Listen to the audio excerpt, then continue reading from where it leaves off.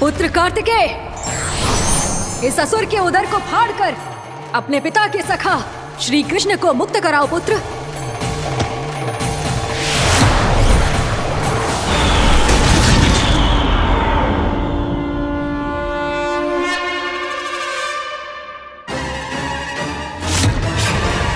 मैंने कहा था तुम में से कोई भी मेरा बाल भी बांका नहीं कर पाएगा। तुम देवताओं का तो सामर्थ्य ही क्या, स्वयं देवों के देव महादेव भी मेरा कुछ नहीं बिगाड़ पाएंगे। कृष्ण को अपने उदर में ही पचा जाऊंगा मैं।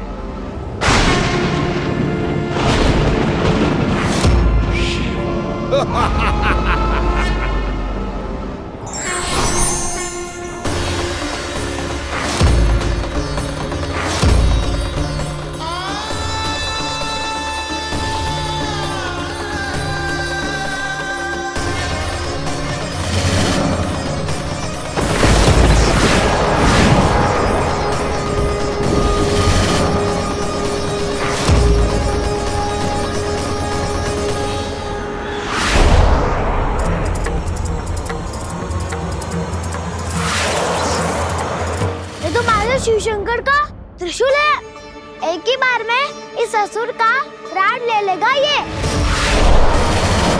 हाँ, महादेव का त्रिशूल।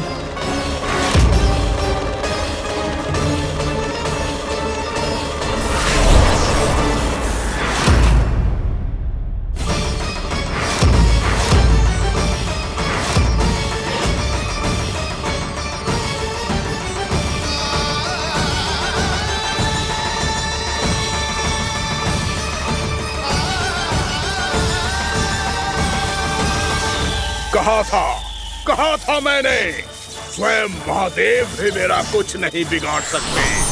अजय हूं मैं, अजय।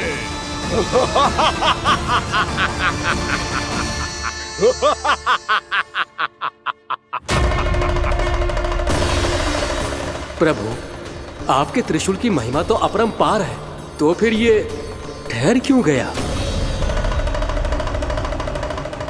आपने अपने त्रिशूल को वापस क्यों ले लिया महादेव? इस दुष्ट का संहार क्यों नहीं किया? क्योंकि इसकी मृत्यु मेरे हाथों नहीं, मेरे सखा नारायण के अवतार श्री कृष्ण के हाथों ही होगी, और यही विधि का विधान है। पर पिताजी, श्री कृष्ण तो इस असुर के उदर में फंसे हुए हैं, हम उन्हें मुक्त कैसे कराएंगे? ये उन्हें स्वयं ही मुक्त करेगा पुत्र। श्री कृष्ण अपने अपमान से क्रोधित नहीं होते, पर अपने भक्तों का अपमान वो क्षण भर भी सहन नहीं कर पाते। वकासुर यही भूल कर रहा है, हम सबका निरंतर अपमान करके वो उन्हें क्रोध दिला रहा है। वो ये नहीं जानता कि शीघ्र ही उन्हें अपने उदर में रख पाना उसके लिए असंभव हो जाएगा।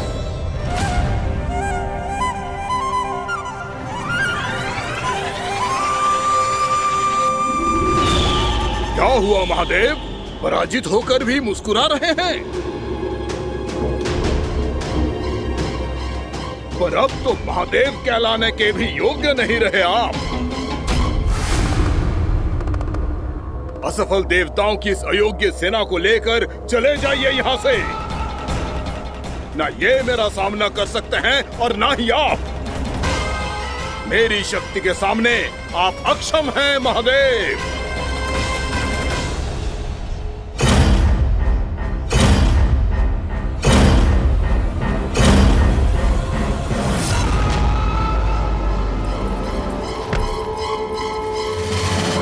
सुधा, जिस दुष्ट ने मेरे लल्ला को निगलो है ना, भीतर से जलेगो, छटपटाएगो, पीड़ा से कराएगो। जिस दुष्ट ने मेरे लल्ला को निगलो है ना, भीतर से जलेगो, छटपटाएगो, पीड़ा से कराएगो। ये क्या हो रहा है मुझे?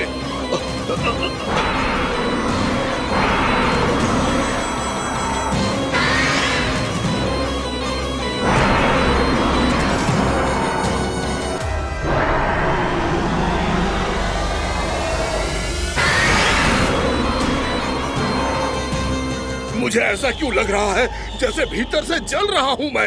ये क्या हो रहा है मुझे?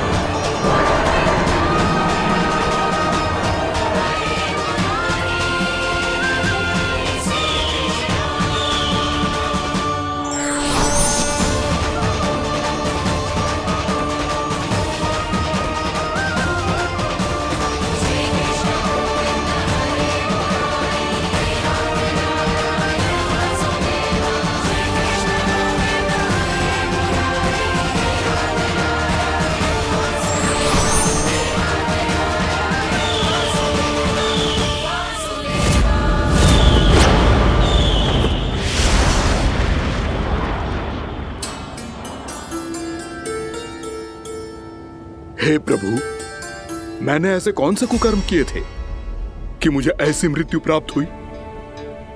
और ऐसे कौन से सुकर्म किए थे कि आपके हाथों से मुझे मोक्ष प्राप्त हुआ है प्रभु? में स्मरण करो, हे जरीस की पुत्र वक्कासुर।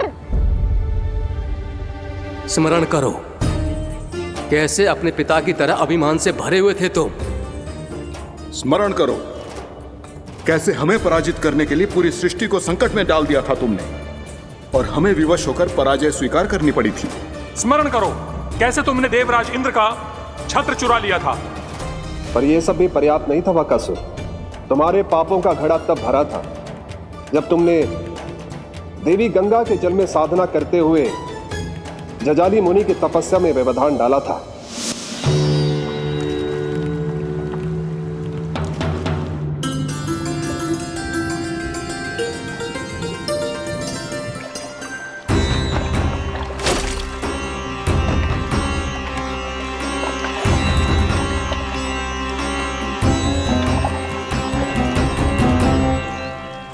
रुक क्यों गए चालक?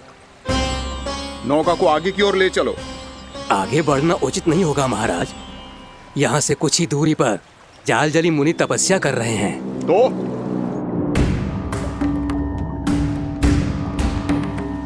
मेरे मत्स्य आखेट के क्षेत्र में इसने तपस्या करने की भूल की है। मेरे ही राज्य में मेरा कोई क्षेत्र मेरे लिए वर्जित हो, यह मुझे स्वीकार नहीं है। आपने पर्याप्त मत्स्य आखेट कर लिया है महाराज। यदि तुम इन मछलियों का आहार नहीं बनना चाहते हो, चुपचाप मेरी आज्ञा मानो। क्षमा, क्षमा महाराज।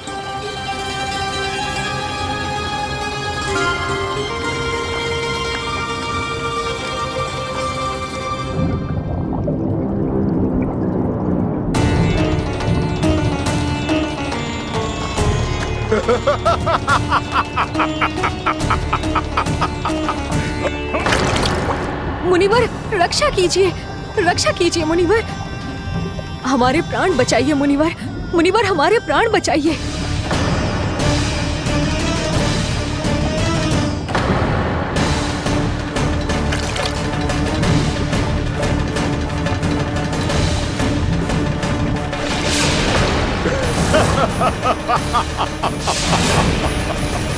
ठहर जाओ असुरराज,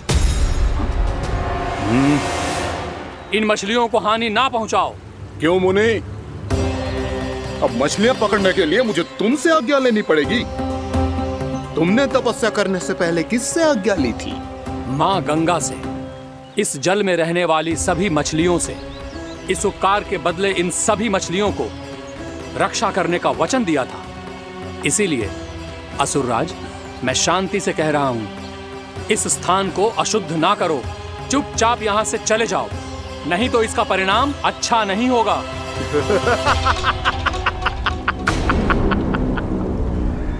तुम जिन देवताओं की तपस्या कर रहे हो ना मुनि, उन्होंने भी मेरा कुछ नहीं बिगाड़ पाया था, और तुम मुझे धमकी देने का दुस्साहस कर रहे हो।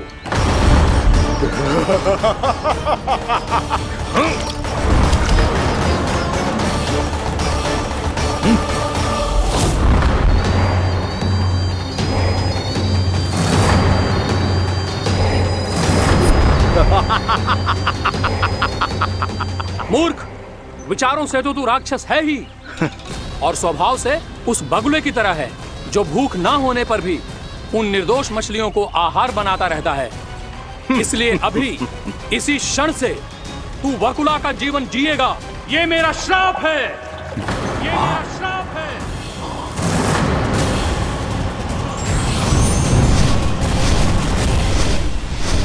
श्राप पाने के बाद तुम्हें आभास हुआ कि तुमने कितना बड़ा अपराध किया था, और तब तुम जजाली मुनि से क्षमा याचना करने लगे। तुम्हारे अपराध बोध को जानकर मुनि श्रेष्ठ शांत हुए और उन्होंने तुम्हें वरदान दिया। श्राप से मुक्ति का एक ही मार्ग होता है असुर, पश्चाताप। तुम्हें अपने भूल का पश्चाताप है, इसीलिए मैं तुम्हें वरदान देता हूं। तुम्हें मेरे श्राप से मुक्ति अवश्य मिलेगी। स्वयं प्रभु श्री नारायण के अवतार इस बगुले के देह के बंधन से तुम्हें मुक्त करेंगे।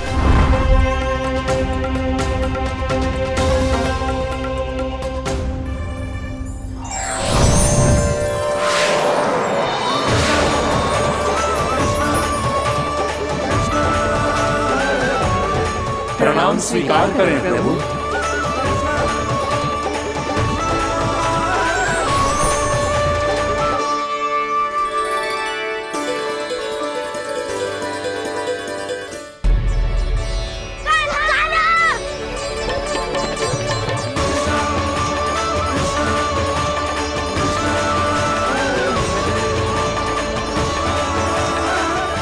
मुझे ना बताओ कि तुम सबने क्या देखा है, शायद जो देखो है, बस मैया से कछु मत ही बताना। कान्हा!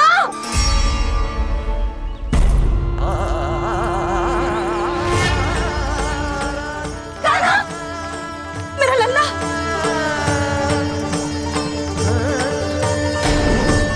भानु बता रहा था तुझे कोई असुर पंछी निकल गया था।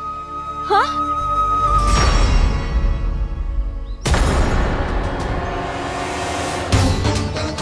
हे नारायण, ये क्या है?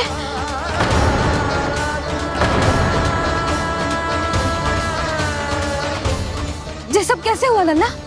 हाँ? कोई बताएगा मुझे ये क्या है?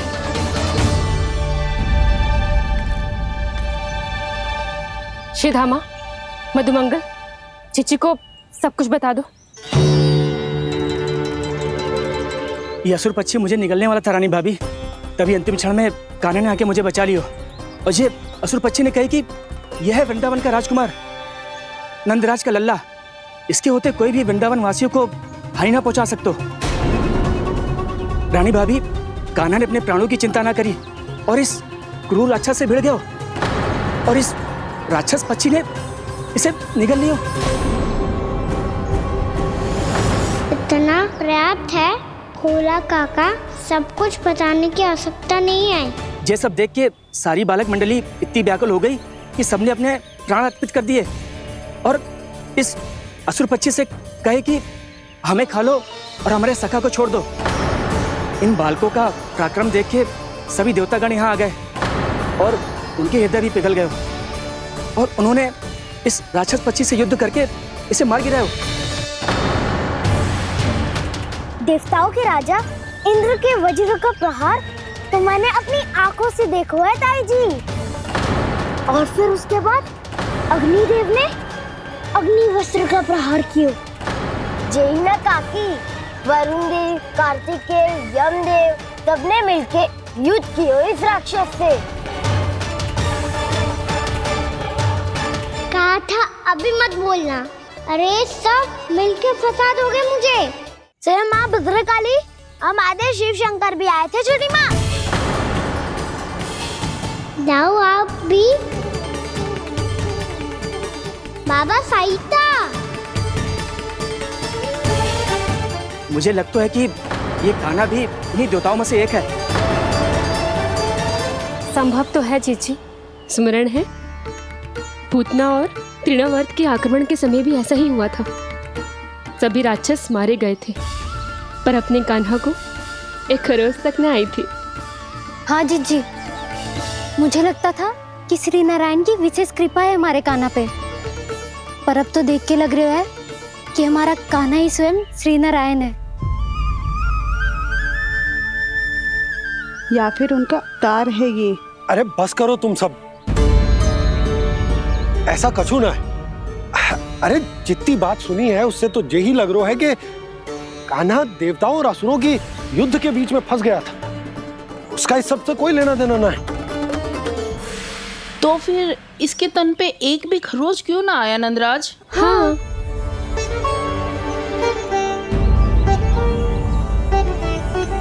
है काकी, खरच तो है। दिखा लल्ला। भैया बात पीड़ा आ रही है, कुछ करो ना। चिकोपिया भी ना अति करती है। श्री नारायण का अवतार हो तो इतनी तनिक सी खरोच पे ऐसे रो तो क्या? बस बहुत होगा। अब तो तुम सबने सीमा ही पार कर दी है। कभी से श्री नारायण बुलाते हो, कभी श्री नारायण का अवतार। तनिक कछु हो ना जाता है कि तुम सब कहानियां बुनने लगती हो। जे बस साधारण सा बालक है, मेरा लल्ला है जे, इसे भगवान मती बनाओ।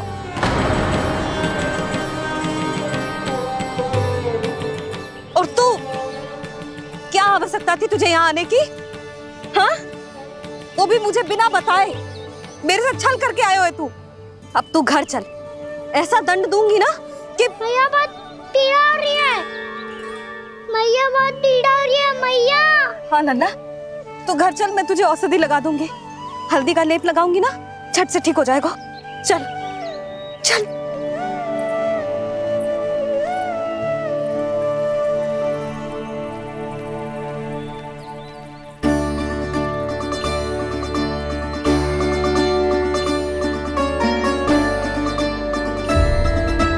मैया बहुत पीड़ा हो रही है मैया। हाँ नन्ना, तू घर चल, मैं तुझे औषधि लगा दूंगी। हल्दी का लेप लगाऊंगी ना, झट से ठीक हो जाएगा। चल चल।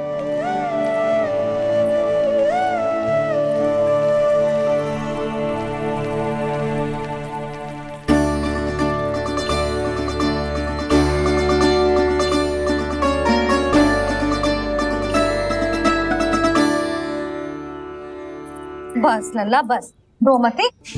चल चल चल, आजा। अभी औषधि लगाऊंगी ना, तेरी सारी पीड़ा लुप्त हो जाएगी। आजा आजा, बैठ जा लल्ला। अभी आई मैं। हाँ,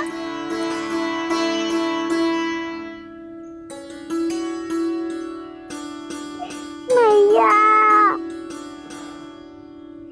अरे तो अभी तक रो रो है?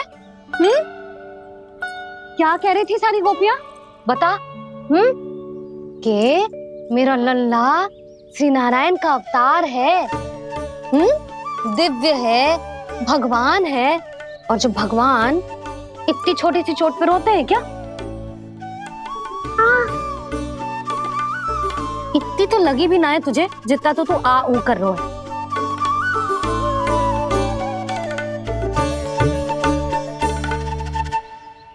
आओ ना, करूंगो। आप ऐसा दुलार थोड़ी करोगी। ओहो, वृंदावन का गौपालक जे इतनी छोटी सी चोट पे रोता है ना? गोप बालकों का मुखिया इतनी छोटी सी चोट पे रोता है? मेरा लल्ला तो सबसे शक्तिशाली है। जे इतनी छोटी सी चोट तो क्या, बड़े बड़े राक्षसों से भी ना घबराता है। हाँ, एक बार में सबको समाप्त कर देता है कि ना?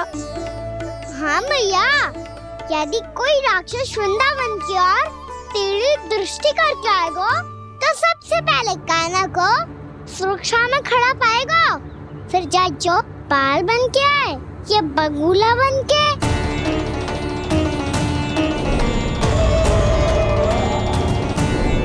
ना लल्ला, सोचो भी मती। वृंदावन की सुरक्षा करना तेरा दायित्व ना है। तुझे और कोई संकट का सामना करने की आवश्यकता ना है। अभी तो मेरी पीड़िता का हरण कर रही थी, अचानक से क्या हो गया मैया को? कोई आवश्यकता ना है तुझे ऐसे संकटों का सामना करने की। आने दे आज तेरे बाबा को, सीधा सीधा बोल दूंगी। बहुत हो गए उनके तर्क वितर्क। मेरा फूल सा लल्ला वन में अकेले गौचारण के लिए ना जाएगो। आज बगुले ने निकल लियो, कल कछु और हो जाए तो? नारायण ना करे, कहीं कछु ऊंच नीच तुझे कछु हो जाए तो? मैं तो जीते जी मर जाऊंगी।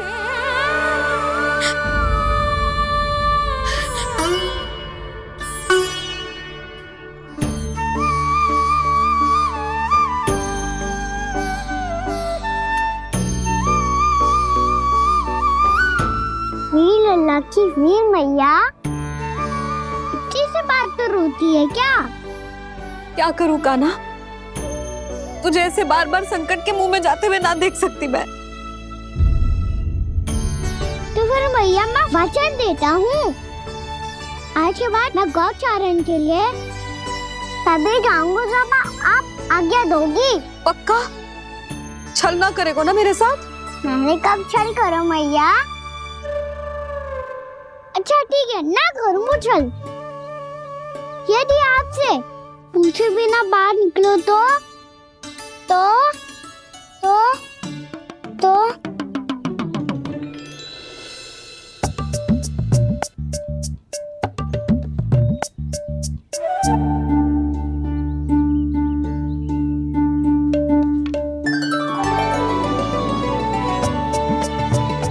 ये रही आपकी छड़ी और ये रही मेरी पीठ।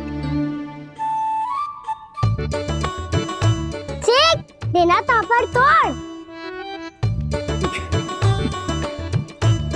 ठीक है, जब तूने अपना दंड निर्धारित कर ही लियो है तो सोच ले, अब अगर तूने मेरी बात ना मानी तो तोड़ तोड़ छड़ी पड़ेगी। समझ आई?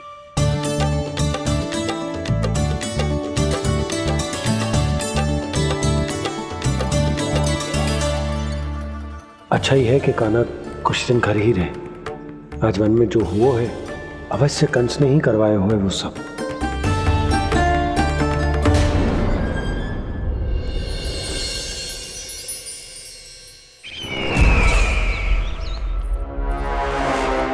आपका ये धनुष तो सबसे अधिक शक्तिशाली था महाराज, ये कैसे टूट गया?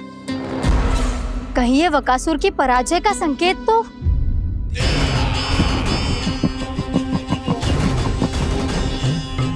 प्राप्ति, लगता है तुम्हें शुभ समाचार मिला नहीं।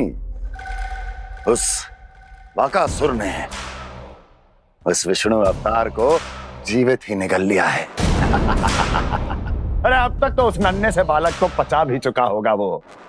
उसके तन में रक्त बनकर वो विष्णु अवतार और उसकी शक्तियां दौड़ रही होंगी। क्षमा कीजिए महाराज। क्षमा कीजिए, इस अशुभ से मुख से शुभ समाचार आने दो। माथे के बल को ढीला करो, चेहरे पर मुस्कान लाओ और कहो, महाराज वृंदावन में मातम फैल चुका है। मैं ऐसा ही करता महाराज, यदि सूचना सत्य होती तो।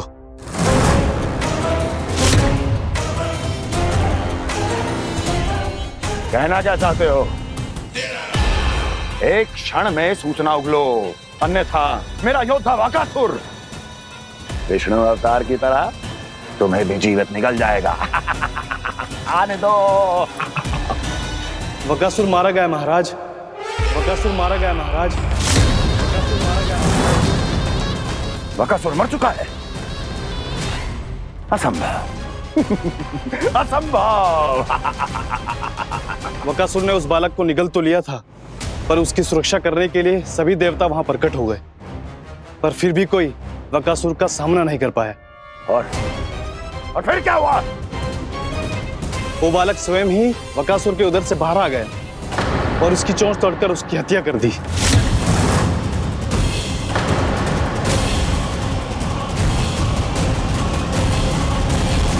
वन में बकासुर की चोंच टूट गई और यहाँ आपका ये धनुष।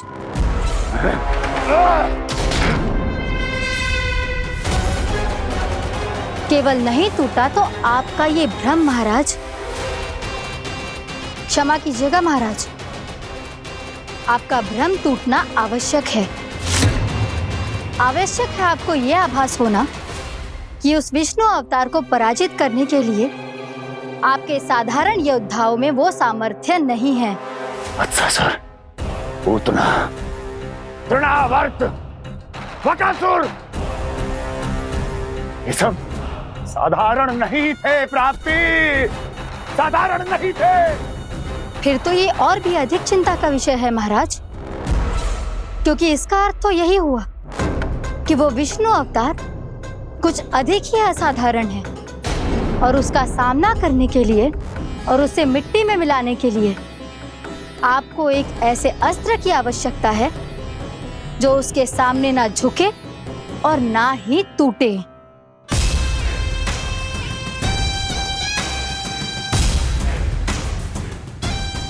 तो फिर मैं ऐसा ही अस्त्र ढूंढूंगा, चाहे आकाश पाताल एक क्यों ना करना पड़े मुझे, 10 दिशाएं 14 भुवन क्यों ना नापने पड़े मुझे, मैं उस अस्त्र को अवश्य ढूंढ निकालूंगा जो उस विष्णु अवतार के प्राणों की डोरी इस धनुष की तरह तोड़ सके।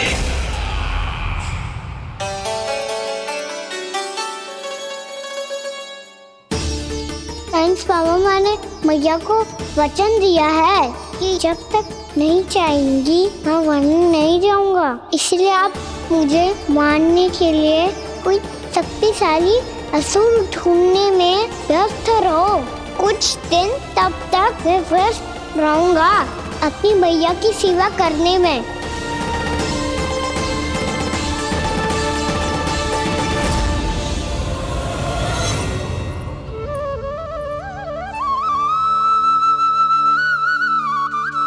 लो मैया, तुलसी जी को चढ़ाने के लिए जल।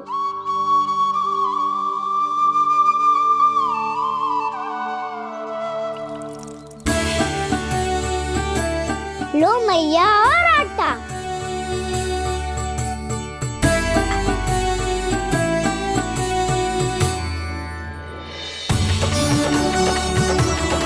लो मैया, बेलन।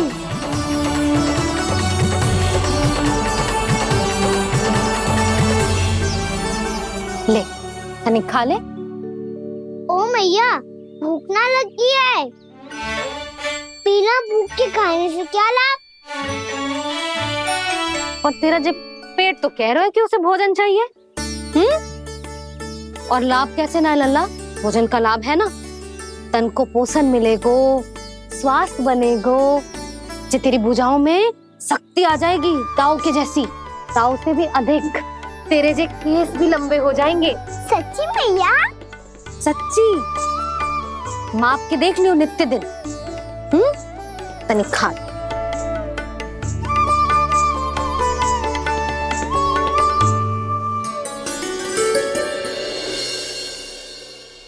मान के मैया का कहना, छक के भोजन खाते हैं,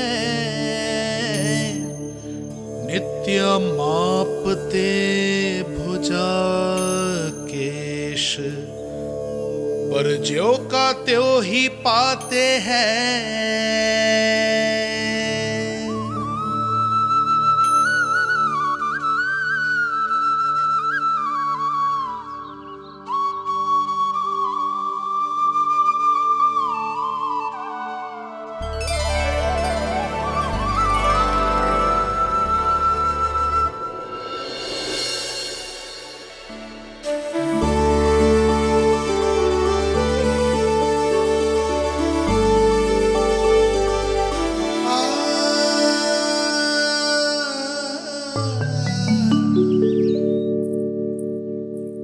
ले लल्ला, फल खा ले।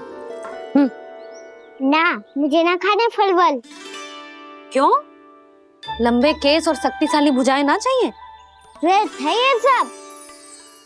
पिछले 10 दिनों से देख रहा हूँ, ना केस लंबे हुए हैं, ना भुजाएं शक्तिशाली बनी है। 10 दिन में का चुनाव होने वाला। 10 सप्ताह ऐसे खाएगो ना, तब जाके कछु बदलाव दिखेगो। समझ आई?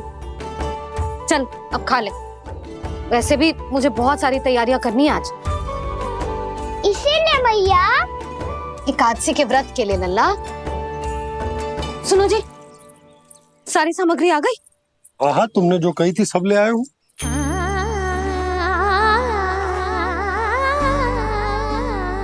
इसमें नारियल तो है ही ना, उसके बिना मैं एकादशी की पूजा कैसे करूंगी? यशोदा, मैंने भोला से कह दिया, वो लेकर आते ही होगा, घबराओ मत। कैसे ना घबराओ जी, आपको पता है ना एकादशी का व्रत मेरे लिए कितना महत्वपूर्ण है। पता है।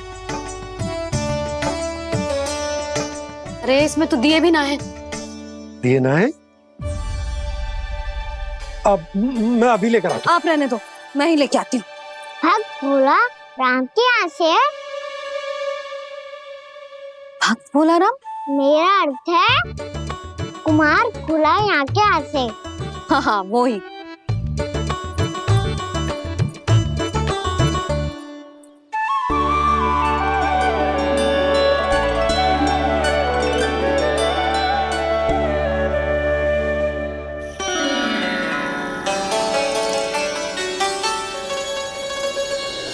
श्री हरि, श्री हरि, मेरे श्री हरि।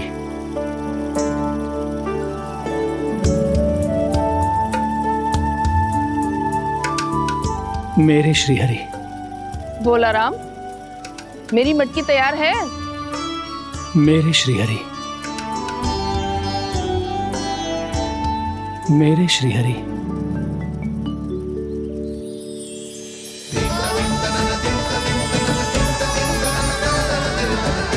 भोला राम,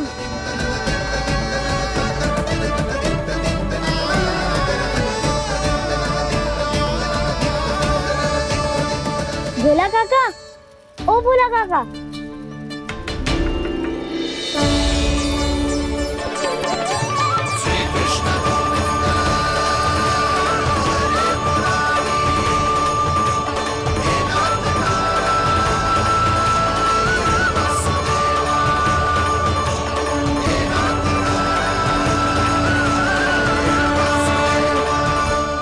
अरे श्री हरि प्रसन्न हो गए। मेरे श्री हरि आ गए, मेरे भगवान आ गए। मेरे श्री हरि आ गए, मेरे भगवान आ गए।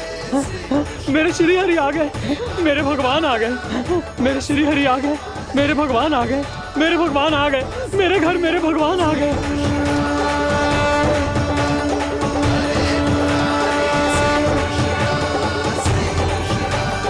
मेरे घर आ गए, मेरे श्री हरि आ गए। हाँ मेरे श्री हरि आ गए। जे तो बावले थे ही, अब बालकन को भी साथ में मिला लिए। उज्जवल क्या कर रहा है? अरे ठहर जा भोला।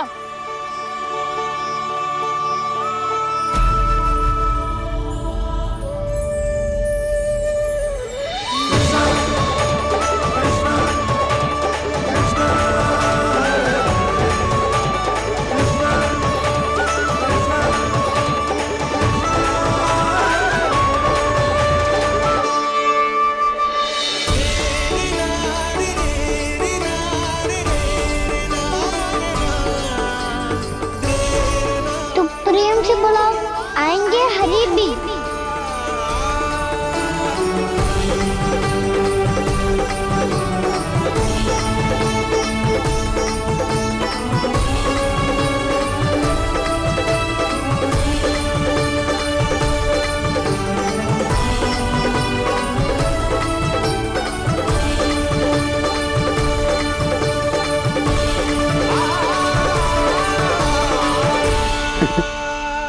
क्या वो गाना?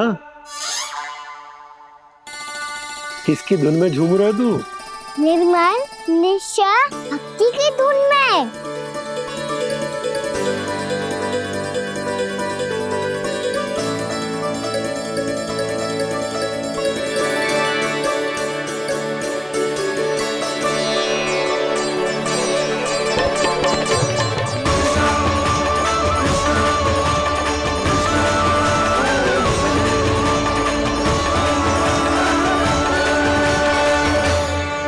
अरे क्या हो गया इन्हें? बावले हो गए हैं क्या? ठहरो, कोई आवश्यकता ना है ऐसे बावलों की तरह नाचने की।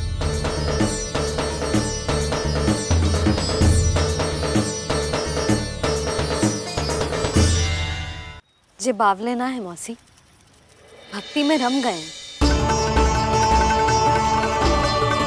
बस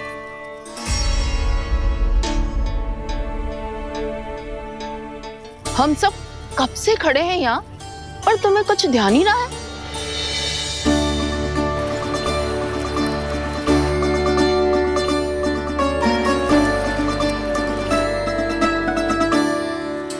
नाच गाने में ऐसे मगन हुए कि हमें देखा भी ना। मुझे नाचते हुए देख मेरे श्री हरि को इतना आनंद आ रहा था कि मैं अपने आप को रोक नहीं सका। और वैसे भी मेरे जन्म का एकमात्र उद्देश्य है श्री हरि की सेवा करना, श्री हरि को प्रसन्न करना। तुम बावले हो भोलाराम, या हमें बावला बना रहे हो? श्री हरि और तुम्हें देख रहे हैं? हाँ, अभी वो यहीं थे, देख रहे थे। भोला काका, आपने भी ना अति कर दी अब। हमें भी बताओ तनी, कहाँ थे श्री हरि?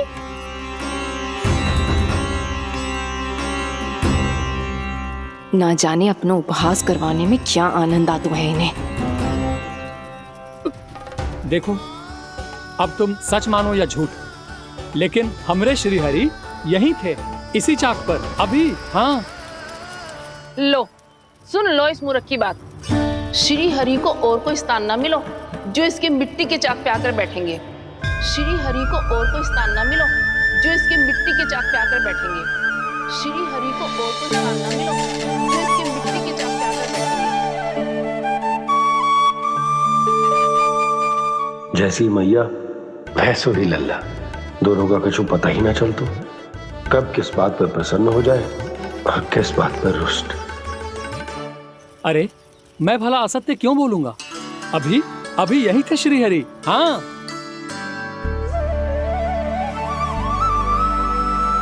हाँ, जैसे श्री हरि को तो कोई कार्य है ही ना, वो तो आतुर होके बैठे रहते हैं कब तुम हरि हरि बुलाओ और वो दौड़े चले आए। भगवान तो भक्तों के पास आने के लिए सदैव आतुर रहते हैं, बल्कि सत्य तो यह है कि भक्तों के मन में ही निवास करते हैं भगवान।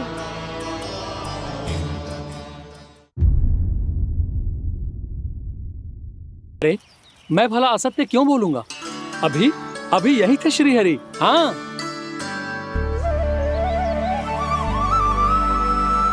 हाँ, जैसे श्री हरि को तो कोई कार्य है ही ना, वो तो आतुर होके बैठे रहते हैं कब तुम हरि हरि बुलाओ और वो दौड़े चले आए। भगवान तो भक्तों के पास आने के लिए सदैव आतुर रहते हैं, बल्कि सत्य तो यह है कि भक्तों के मन में ही निवास करते हैं भगवान। भगवान तो भक्त के पास आने के लिए सदैव ही आतुर रहते हैं शंकरी मौसी। बल्कि सच्ची बात तो ये है कि भगवान हमारे मन में ही निवास करते हैं। कम से कम तू तो इसे बढ़ावा मत दे जशोदा। जब देखो जब हरि नाम की रट लगाए रहते है। हरि बोलते बोलते ऐसो बावलो होता है कि सारा कार्य भूल जाता है। 2 दिन से अपनी मटकी के लिए चक्कर काट रही हूँ। अभी तो एक चक्कर और लगाना होगा आपको। आपकी मटकी तैयार हो गई है, अभी लाता हूँ।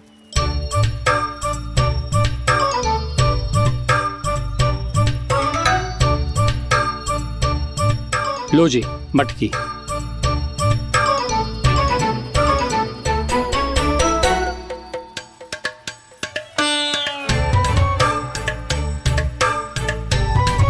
इस कच्चे मटके का क्या करूं मैं?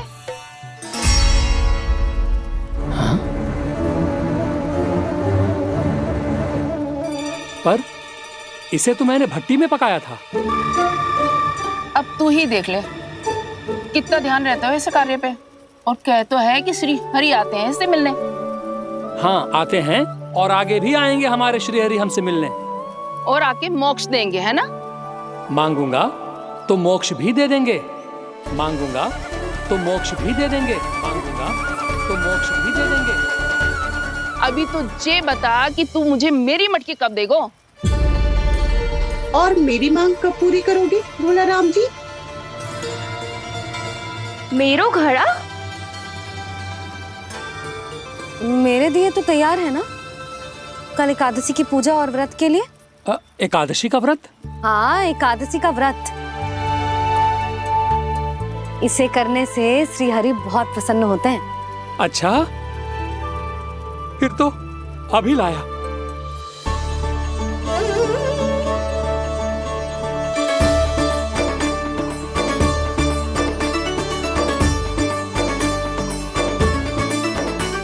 लो जी आपके दिए।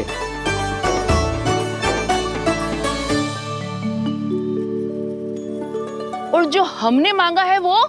बाकी सब शेष द्वादशी के दिन मिलेगा, क्योंकि कल मैं भी एकादशी का व्रत रखूंगा, क्योंकि कल मैं भी एकादशी का व्रत रखूंगा, क्योंकि कल मैं भी एकादशी का व्रत रखूंगा।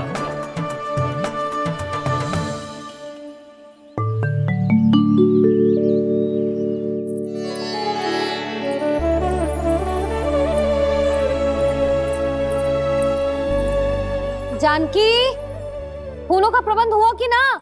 हाँ भाभी, जे रहे। सदैव विलंब कराती है। पर भाभी इस बार तो फूल समय से ही लाई थी। क्या हुआ जशोदा, अभी तो पूजा की तैयारी ना हुई? देखो ना मौसी, ये जानकी ना कुछ छूट ही जाता है इसके कारण।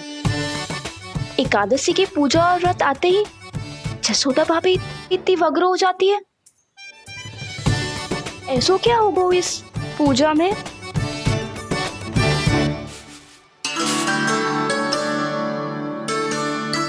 ये थाली में रोली चंदन रखने से, दिया जलाने से के होगो? आपको पता भी है एकादशी का व्रत क्यों रखते हैं? क्या महत्व है इसका? लो, जे तो मैं जसोमती रानी से पूछना भूल ही गया। पर हाँ भगवान, मेरे लिए इतना ही पर्याप्त है कि इस व्रत को रखने से मेरे श्रीहरि हमसे प्रसन्न हो जाएंगे।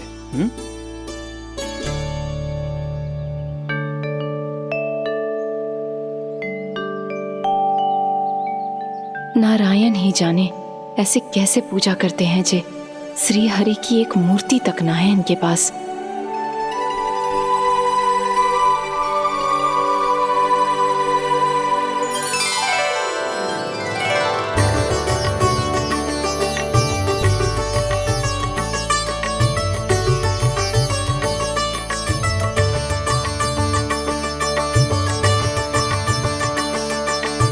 प्रभु, न तो मेरे पास मूर्ति है और ना तो इस व्रत के विधि विधान के बारे में मुझे जानकारी है, और ना ही मुझे इसके महत्व के बारे में जानकारी है, पर फिर भी मैं करना चाहता हूं।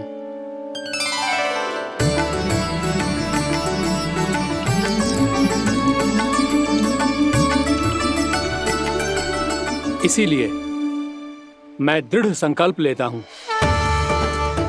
पूरी निष्ठा के साथ, श्रद्धा के साथ और पूरी आस्था के साथ मैं इस व्रत को संपन्न करूंगा।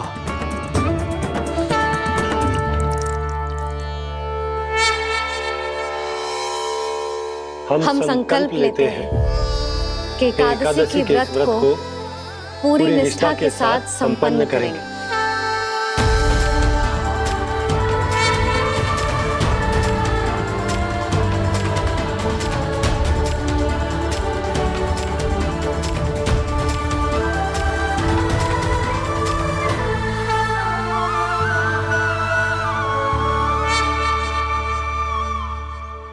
तुलसी जी के पत्ते तो हैं ही ना। श्री नारायण को तुलसी जी के पत्ते के बिना भोग ना चढ़तो है। जानकी, तुलसी के पत्ते कहाँ हैं? भाभी, मैं तो कब से यही पूछना चाह रही थी कि तुलसी के पत्ते लाऊं क्या, पर आप तो व्यस्त थी ना।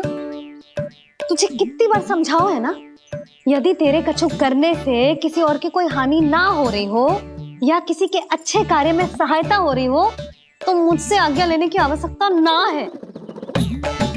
समझ गई भाभी, आगे से जाना उनको। ले अभी लेकर आती हूँ।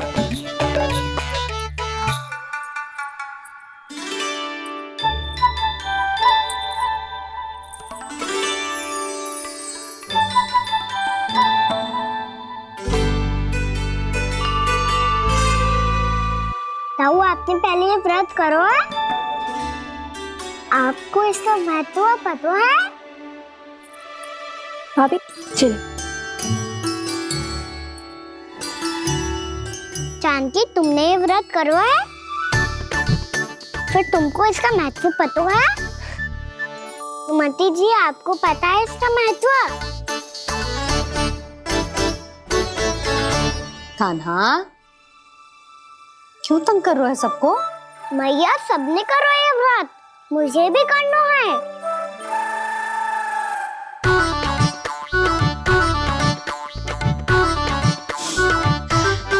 ये व्रत केवल बड़ों के लिए होती है लल्ला। जब आप ये व्रत कर सकती हो, बाबा कर सकते हैं, ये सारी गोपियां कर सकते हैं, वो भी कर सकते हैं, तो मैं क्यों ना कर सकता? क्योंकि तू कल तक भूखा ना रह पाएगो लल्ला। जब भक्त रह सकते हैं, फिर मैं क्यों नहीं रह सकता? मेरा अर्थ है कि नारायण के भक्त मैया, मैया मान जाओ ना, मुझे करने दो ना ये व्रत। अपनी लल्ला पे आप विश्वास ना है आपको? विश्वास है। अच्छा ठीक है, तू भी कर ले।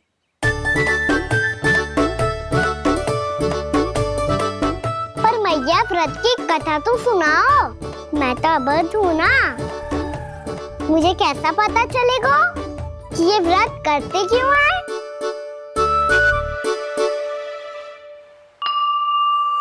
प्रभु, मुझ अबोध को कैसे पता चलेगा कि इस व्रत का क्या विधि विधान होता है और क्यों रखा जाता है और इसका महत्व क्या होता है? मुझे तो आप ही बता सकते हैं प्रभु। जब व्रत कर रहे हैं तब उसका महत्व भी पता होना चाहिए ना। बताओ ना मैया, क्यों रखते एकादशी का व्रत? इसके लिए तो तुझे एकादशी की कथा सुननी होगी। सुनेगो ना?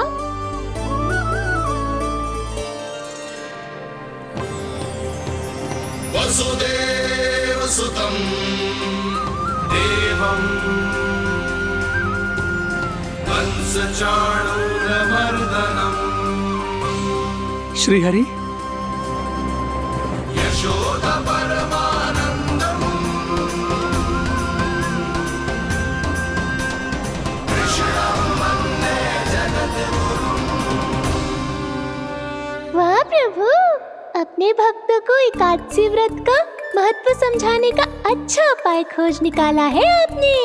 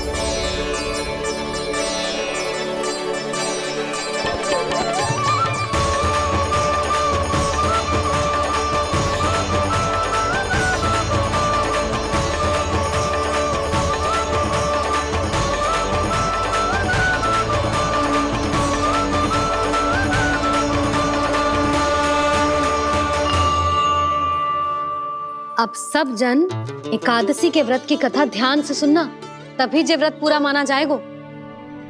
समझो लल्ला?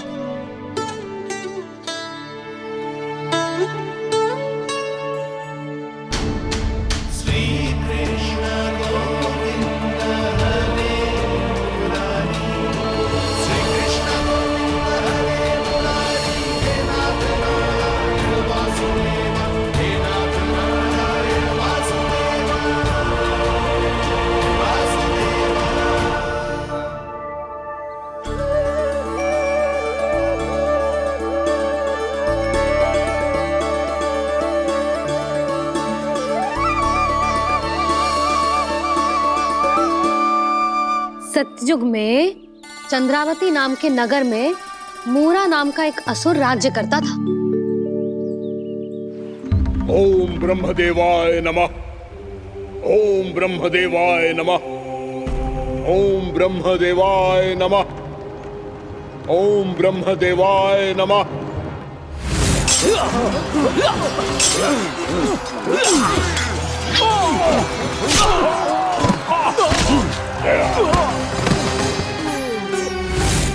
ओम ब्रह्मदेवाय नमः। ओम ब्रह्मदेवाय नमः। जब उसने देवताओं के हाथों असुरों की पराजय देखी, तब वो वरदान पाने के उद्देश्य से ब्रह्मा जी की तपस्या करने चला गो।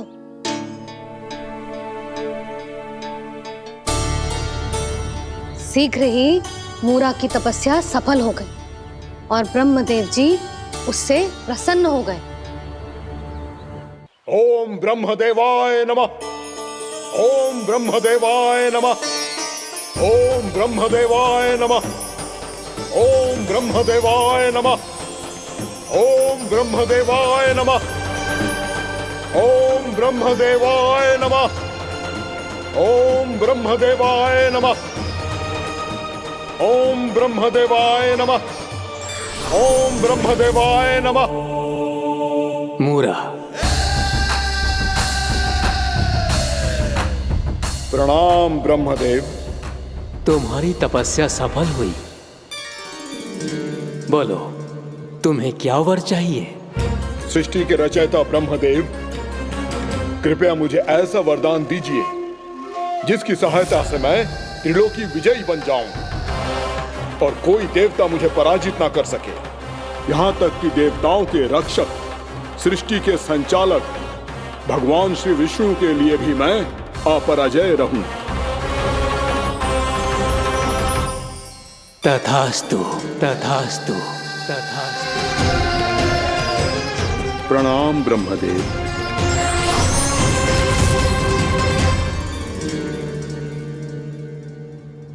ऐसा वरदान पाकर मूरा बहुत अभिमानी होगा।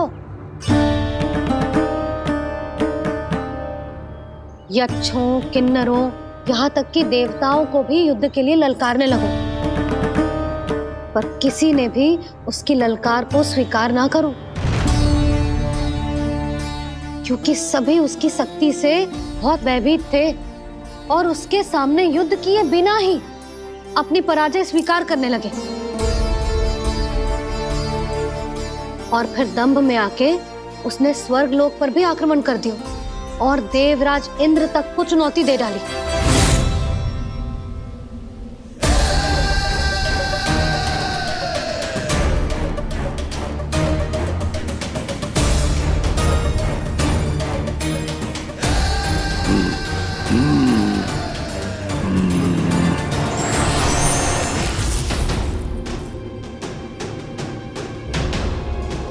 मैं प्रतीक्षा कर रहा हूं देवराज। क्या उत्तर है तुम्हारा? मुझसे युद्ध करोगे या फिर बिना लड़े ही पराजय स्वीकार कर मेरे अधीन हो जाओगे और सौंप दोगे मुझे अपना ये स्वर्ग लोक? सारी शक्ति तुम्हारे मुख में है या कुछ बाहुबल भी है तुम्हारे पास? मैं तुम्हारी चुनौती स्वीकार करता हूं मूरा। मैं तुम्हारी चुनौती स्वीकार करता हूं मूरा।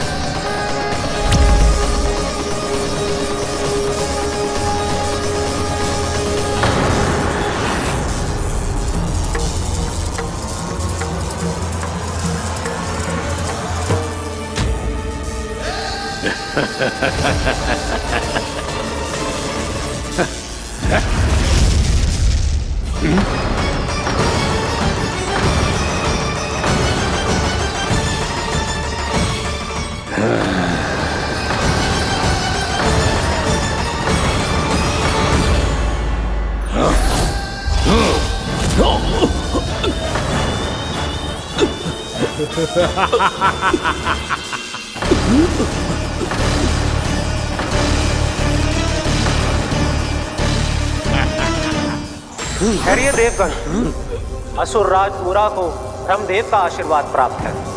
आप में से कोई भी इन्हें पराजित नहीं कर पाएगा।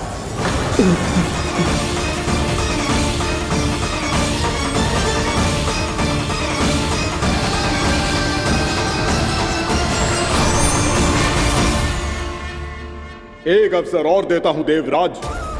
युद्ध या अधीनता, क्या उत्तर है तुम्हारा देवराज?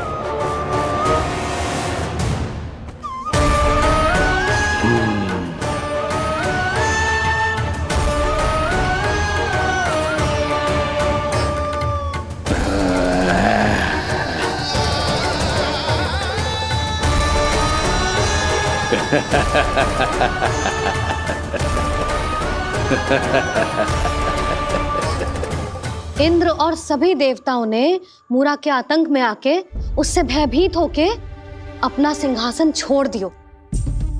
अब मूरा स्वर्ग का अधिपति बन गयो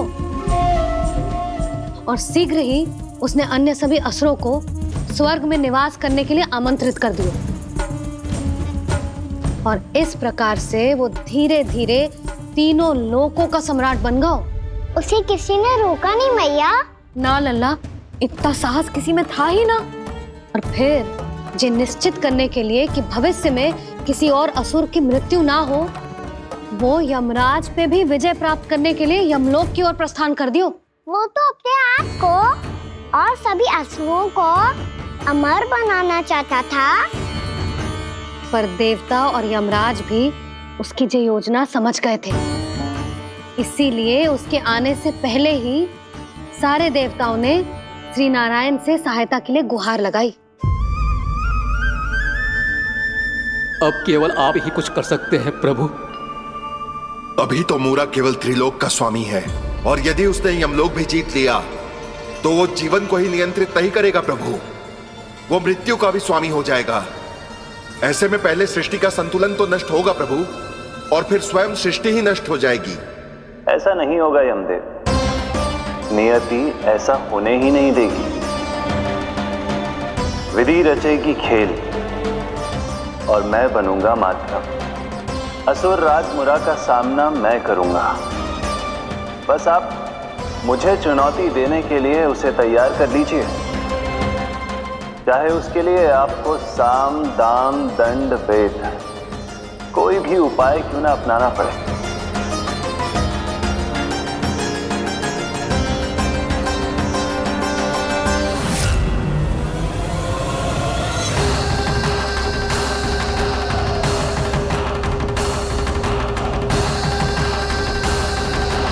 आप तो मेरी प्रतीक्षा में पहले से ही खड़े हैं यमदेव।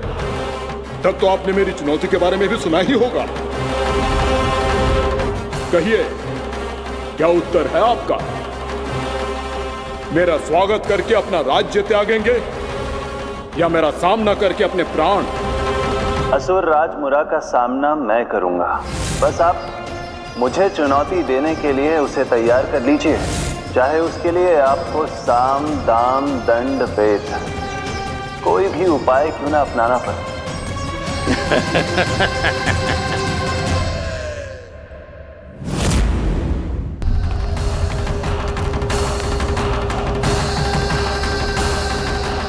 आप तो मेरी प्रतीक्षा में पहले से ही खड़े हैं यमदेव।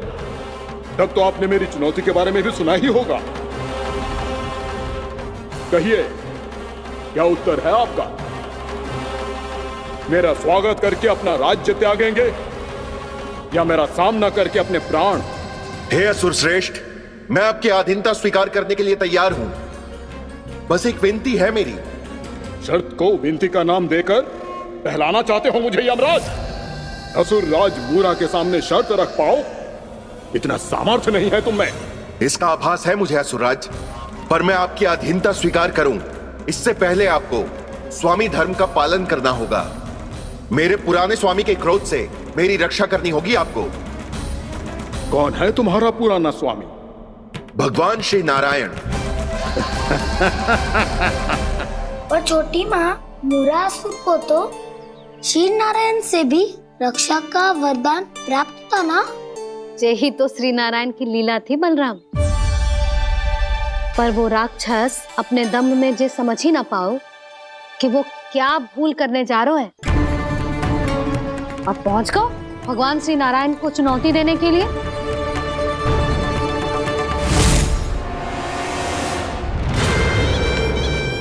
वहीं ठहर जाओ असुर राज मुरा।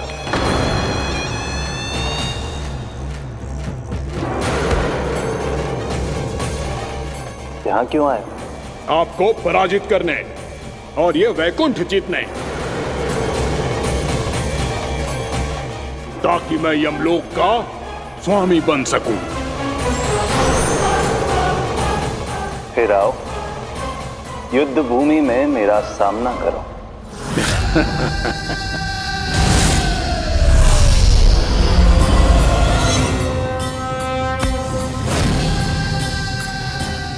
ये नहीं जानते कि इनसे ना हारने का वरदान तो मैं पहले ही प्राप्त कर चुका हूँ। इसलिए युद्ध ठीक से आरंभ हो पाए उससे पहले ही इन्हें जीत लूंगा मैं।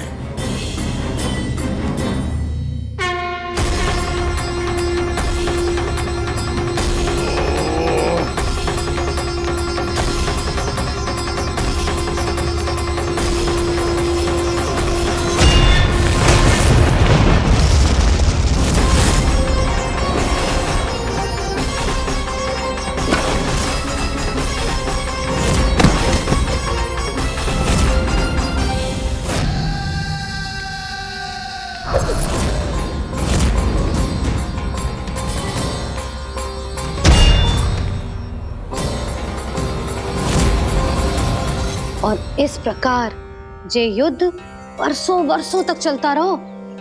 दोनों योद्धा पूरे ब्रह्मांड में अनेक अस्त्रों शस्त्रों के साथ युद्ध करते रहे।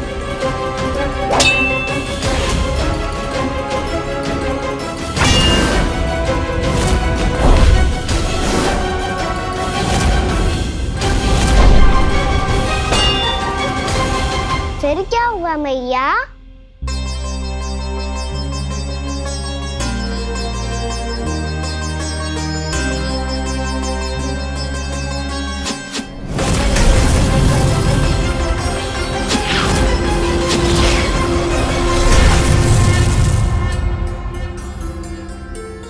उस युद्ध को कभी समाप्त हुआ हो, पर कैसे?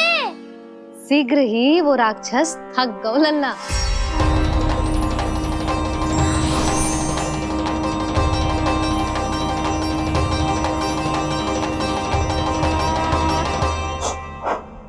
खड़े खड़े देख क्या रहे हैं नारायण? आक्रमण कीजिए,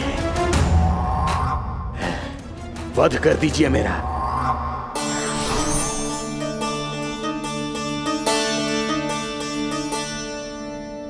मैं तुम्हारी वीरता से प्रभावित हूं,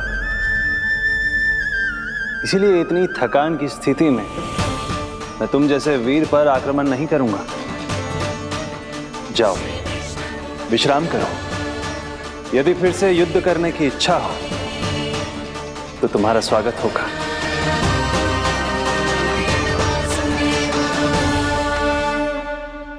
जे कह के श्री नारायण बद्रिका आश्रम चले गए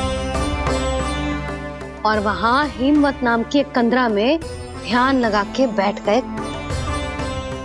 उधर वो राक्षस विश्राम करने लगो। अनेकों दिन बीत गए और अब वो राक्षस मूरा फिर से स्वस्थ होके बलवान हो गया था। उसने अपनी सारी शक्ति फिर से प्राप्त कर ली थी। श्री नारायण ने उस पर दया करी थी, पर वो फिर से श्री नारायण को छलने को तैयार होगा।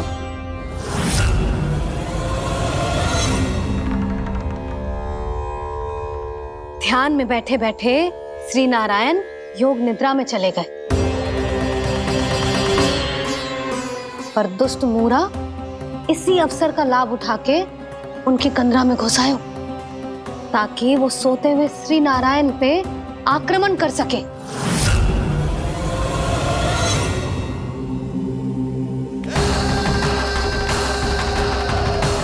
आज इस लंबे युद्ध को जीतकर अपने इस अंतिम शत्रु का भी अंत कर दूंगा मैं।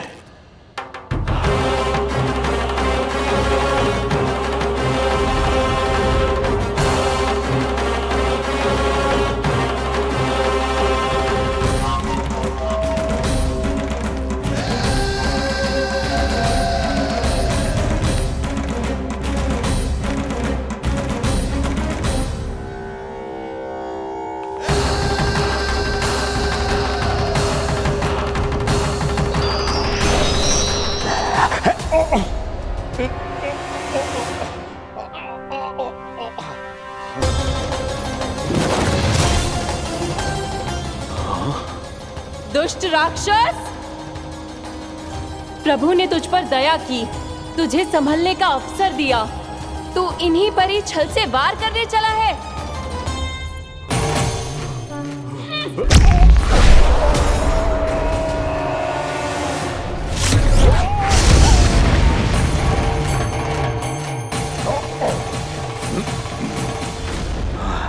मैं अजय हूँ, मुझे कोई पराजित नहीं कर सकता। ब्रह्मा का वरदान है मुझे। तूने नारायण से अपराजय होने का वरदान मांगा था मूर्ख, उनकी शक्ति से नहीं। ध्यान से देख, मैं तेरी मृत्यु हूँ, मृत्यु।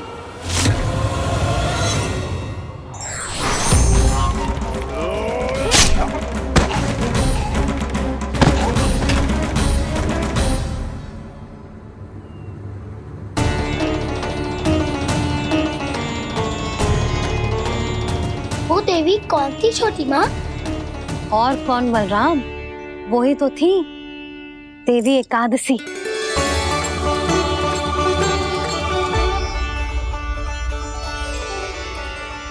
मुझे क्षमा कीजिए प्रभु, आपकी आज्ञा के बिना ही युद्ध करके आपके शत्रु को मृत्यु के घाट उतार दिया।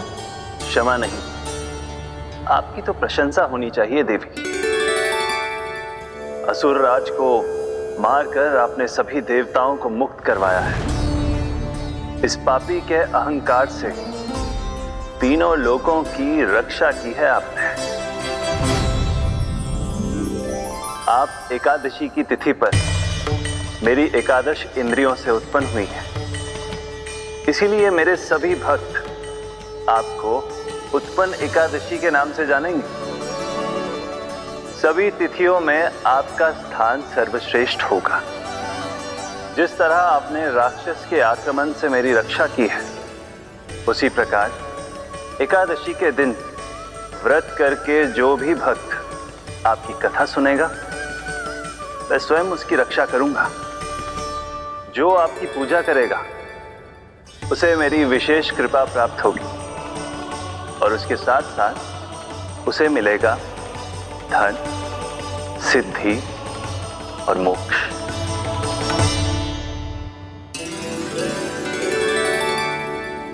इसीलिए आज के दिन व्रत रखने का बहुत अधिक महत्व होता है। बोलो एकादशी मैया की जय। बोलो श्री नारायण भगवान की जय।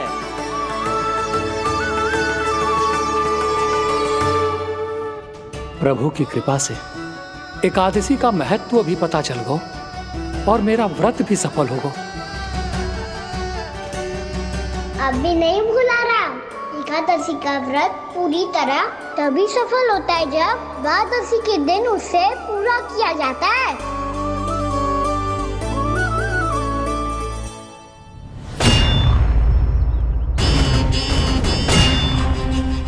आवश्यक है आपको यह आभास होना कि उस विष्णु अवतार को पराजित करने के लिए आपके साधारण योद्धाओं में वो सामर्थ्य नहीं है।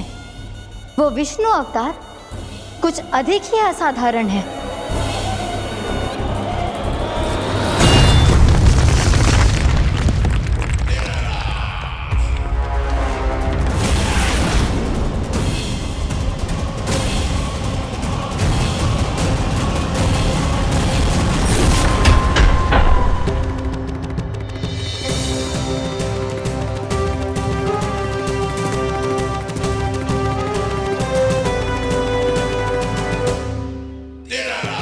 अब मैं दिखाऊंगा उस विष्णु अवतार को असाधारण शत्रु क्या होता है।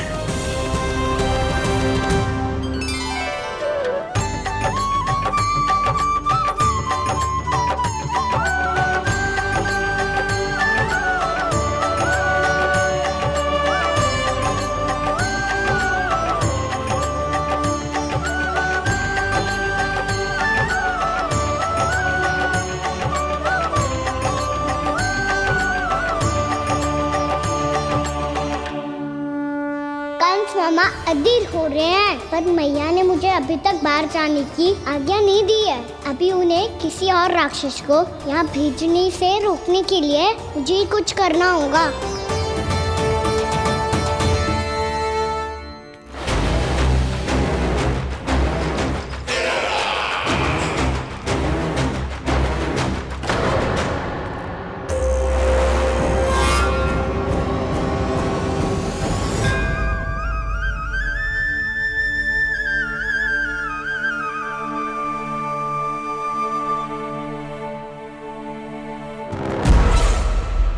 कौन हो तुम? बचपन से ही मुझे मारने का सपना देख रहे हैं, फिर मुझे ही नहीं पहचानते।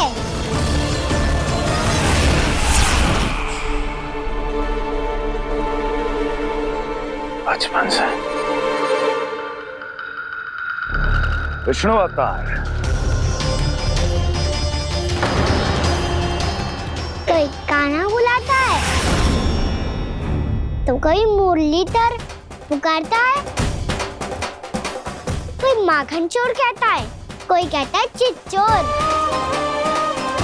पर विष्णु अवतार इस नाम से तो बस आप ही मुझे बुलाते हो मामा जी। इतना साहस, ये तो यहाँ आ गया है।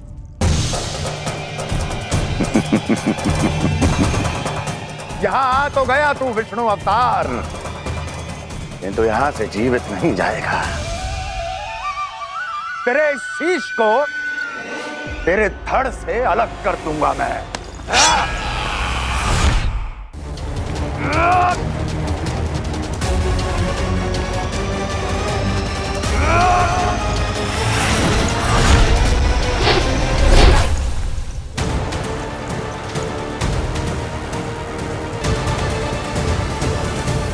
वहाँ कहाँ देख रहे हो मामा जी? मैं तैयार हूँ।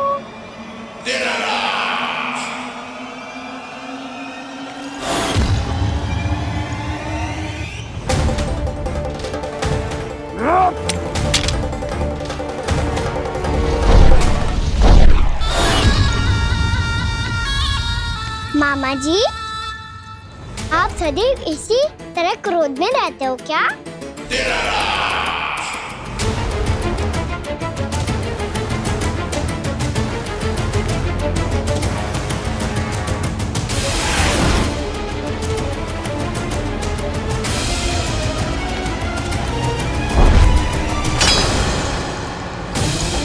छोड़, छोड़ मेरी तलवार को।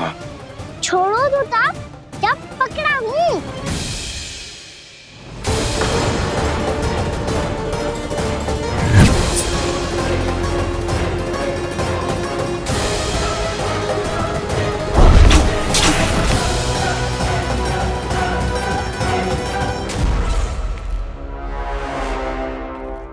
मामा जी,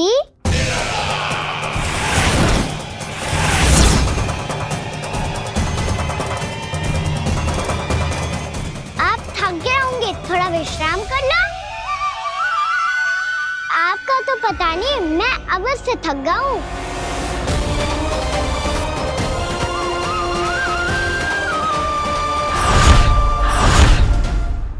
मेरे सिंहासन पर बैठने का तो साहस।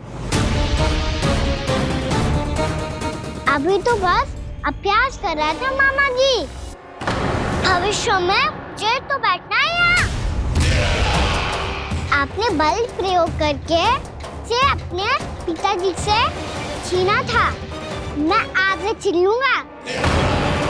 जो छल और बल से लिया जाए वो अधिक समय तक टिकता नहीं है मामा जी।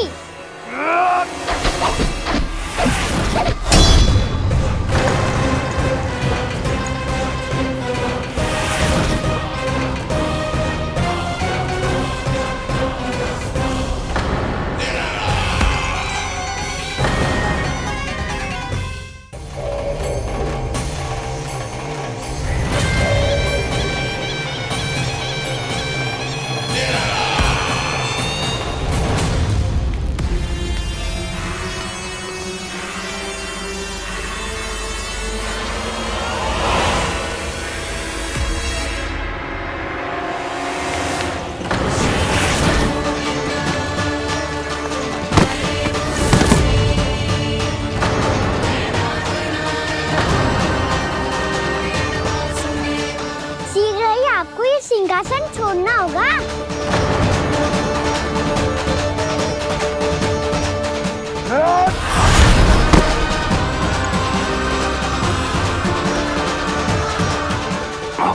वो मेरा सिंहासन छीनना चाहता। वो आ रहा है, वो आ रहा है। सैनिकों, सैनिकों! दुर्जन, बंद कर दो सभी द्वार और घरों के सब के सब।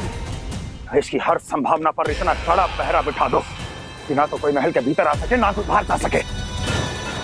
मुझे महल की चप्पे चप्पे की सूचना चाहिए। जाओ।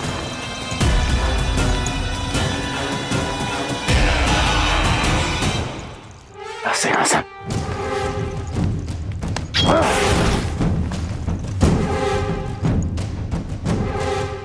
अब आ दुष्ट मायावी, ए छलिया विष्णु अवतार, मैं कंस तेरी प्रतीक्षा कर रहा हूं। आ देखता हूं मेरे सिंहासन पर कैसे बैठता है तू। आ मुझे तो बस कुछ समय चाहिए था, वो मिल गया। अब करते रहिए आप प्रतीक्षा।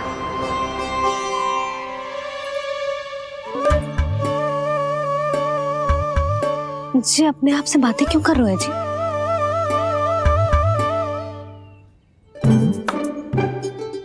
आप मुस्कुरा क्यों रहे हो?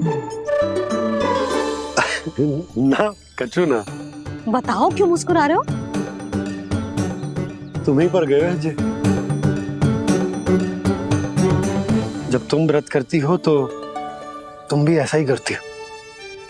इसी प्रकार भूख अधिक लगने पर अपना ध्यान भटकाने के लिए स्वयं से ही बड़बड़ाती रहती। होगा। आपको तो बस मेरा उपहास उड़ाने के लिए बहाना चाहिए।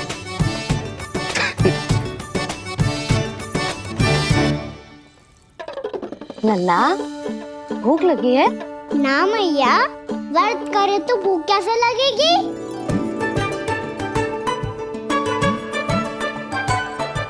यदि लगी हो तो छोटे बालकों को थोड़ी बहुत भूल चूक क्षमा होती है।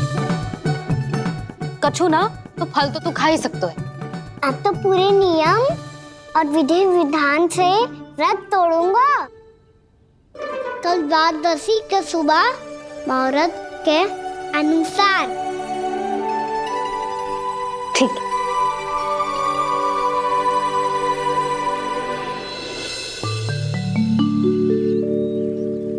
लल्ला एकादशी समाप्त हो गई है, द्वादशी लग गई है।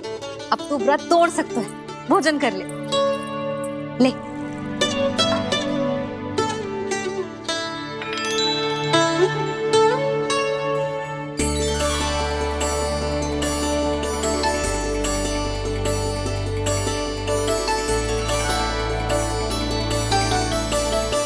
आज तो कार्य कर लीजिएगा। मैं ना चाहती कि सब गांव वाले फिर से आपका उपहास उड़ाएं। अरे इसी क्षण कार्य आरंभ करना आवश्यक ना है। कुछ खा तो लो। कल भी पूरे दिन व्रत में रहे, अब तो कुछ खा लो। ना ना, अभी बिल्कुल भूख ना है। और हाँ भगवान, तुम्हें चिंता करने की आवश्यकता नहीं है। आज मैं किसी को भी 2 शब्द कहने का अवसर नहीं दूंगा। अरे कुछ खाओगे पियोगे नहीं तो कैसे रहोगे?